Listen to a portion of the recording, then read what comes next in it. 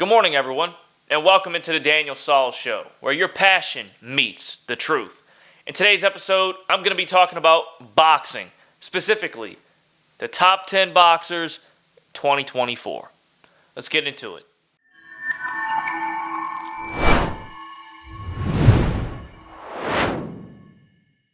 So, I'm going to list my top 10 boxers right now, 2024. Let's get into it. So, I'm going to go from 10 to 1.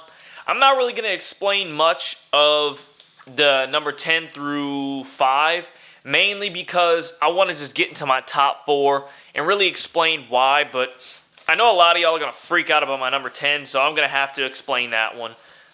So I'm going to get into that.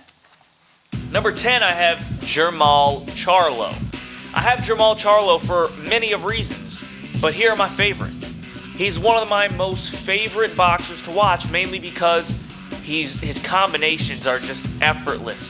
He throws some of the most unique and most precise combinations I've ever seen in my life. He throws amazing combinations and they land a lot of the time, probably like 80-something% of the time. He throws amazing combinations. His footwork is good, okay? He doesn't have much head movement, but that's just how him and his brother fight, okay? He's got a really good guard. He's got power. He's got very high ring IQ. I love watching Jamal Charlo. He puts on great shows. And yes, he did fight a guy that was a lot lighter than him in his last fight. They had to go up in weight, Jose Bennovitz Jr., but he did put a beating on him, put a lot of good combinations on him, very creative. I like watching Jamal fight. He's got to be in my top 10. So I put him at 10 just because it makes sense. There's so many better fighters than Jamal Charlo, but you got to give him top 10. You really have to, especially when he's active. Let's go to number 9, and that is Ryan Garcia. King Ryan. Okay, yes, I don't care what anybody says. I don't care what the records say. Ryan Garcia is a winner. He beat Devin Haney.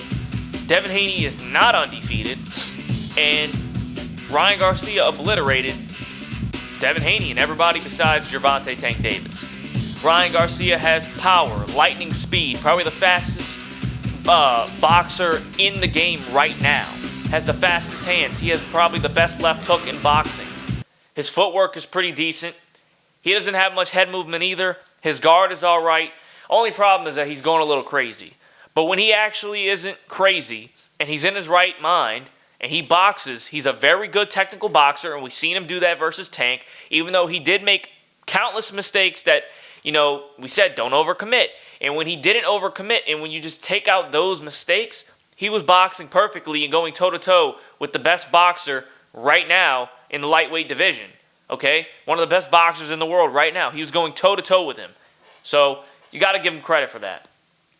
So number 8 is Anthony Joshua. Anthony Joshua, I think, is the second best heavyweight in the world right now. Anthony Joshua has great head movement. He has great footwork.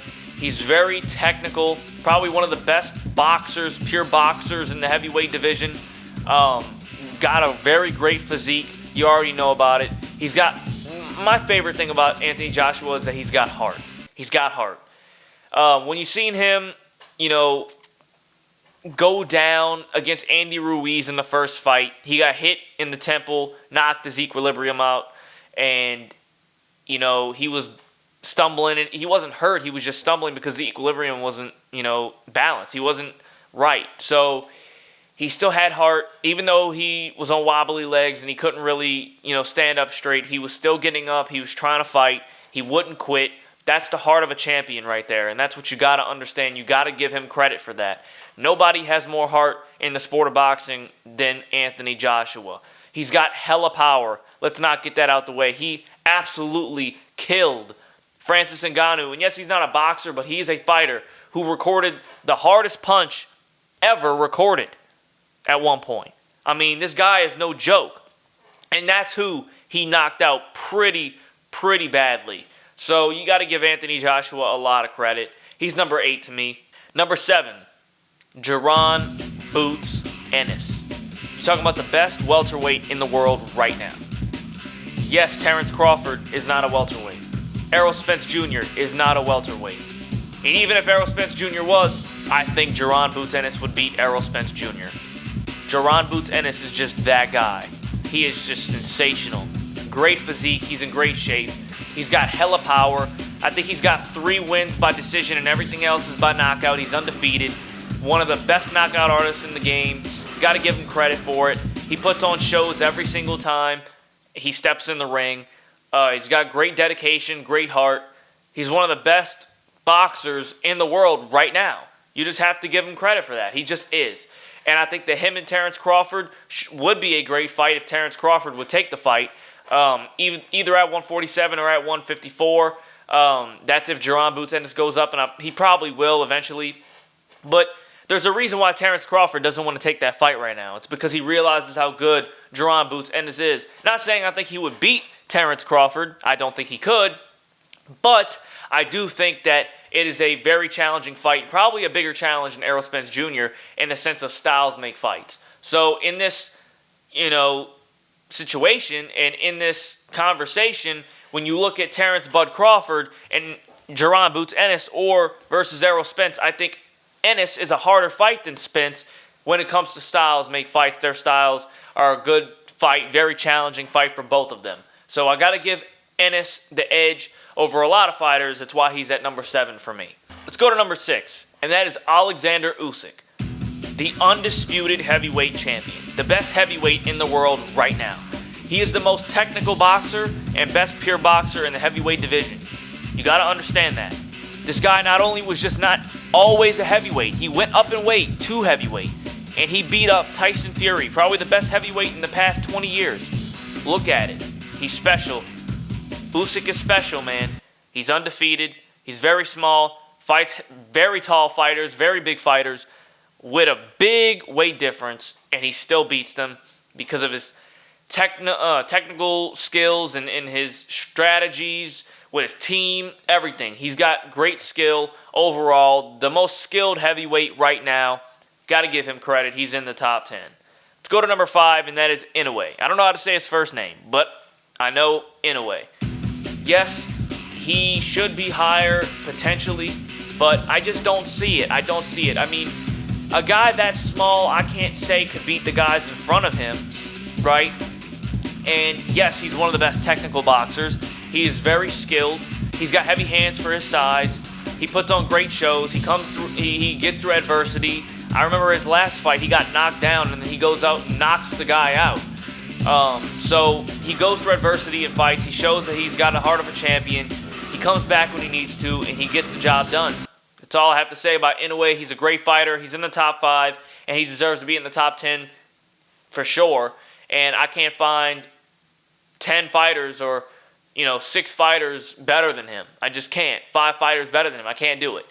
All right, let's go to number 4, and that's David Bennovitz, the Mexican monster, only named by Mike Tyson himself. David Bennovitz is a monster. He is 100% a killer. He's probably when you think of killer, you think of Michael Jordan, that mentality. David Bennovitz has that Mamba mentality like Kobe. He has that assassin mentality like Jordan. He is a killer. When he steps in that ring, he is going to take your head off. Whether or not he does, he goes in there to take your head off. And that's something that you got to understand. He's got very, very fast hands, very speedy. He's got a lot of power, even though he didn't knock out the last guy he fought, Vosdick or whatever.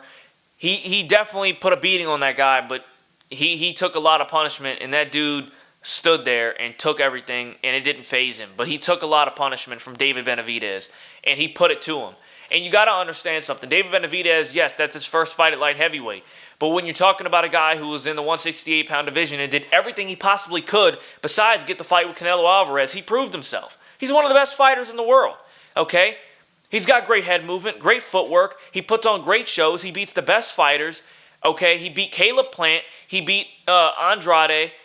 He beat all these guys. And he wants to fight Canelo. Canelo, give him the fight. I don't think he would win, but give him the fight. He deserves it. He's one of the best fighters in the world. Great power, great speed, great agility.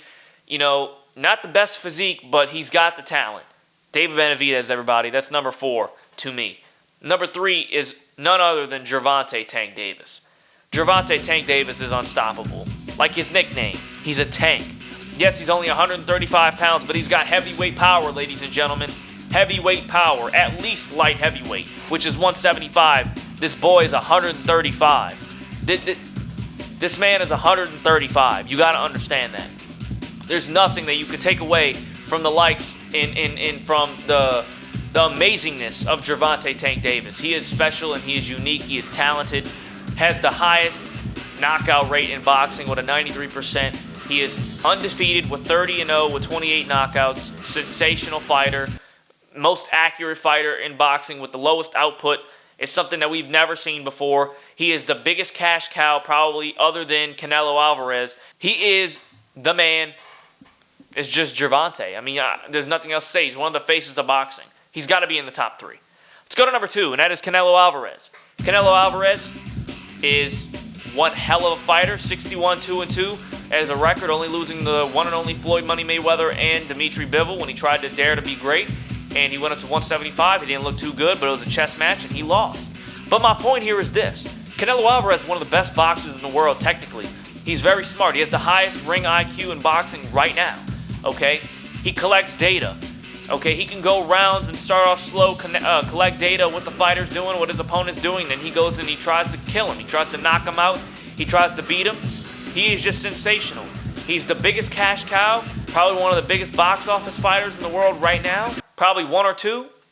He's special. You got to give him credit. He's got a lot of power, great head movement, great trainers, great heart. He's got great talent. I mean, he's just got the dedication of a warrior, of a champion. You got to give him credit. He's the undisputed super middleweight champion. And he's defended his title multiple times, many of times. And he's fought the second most world champions in the history of boxing, only behind Floyd Money Mayweather. And pretty soon, he will be the guy who has fought the most world champions. And he's only lost twice. Got to give him credit. He's number 2. And number 1 is Terence Bud Crawford. The reason why Terence Bud Crawford is the best is because he's fast. He's got power. He has one of the best defensive, guards in boxing. He's got great footwork, head movement, ring IQ, everything. He checks every single box and has barely any flaws. He is outstanding. He is sensational.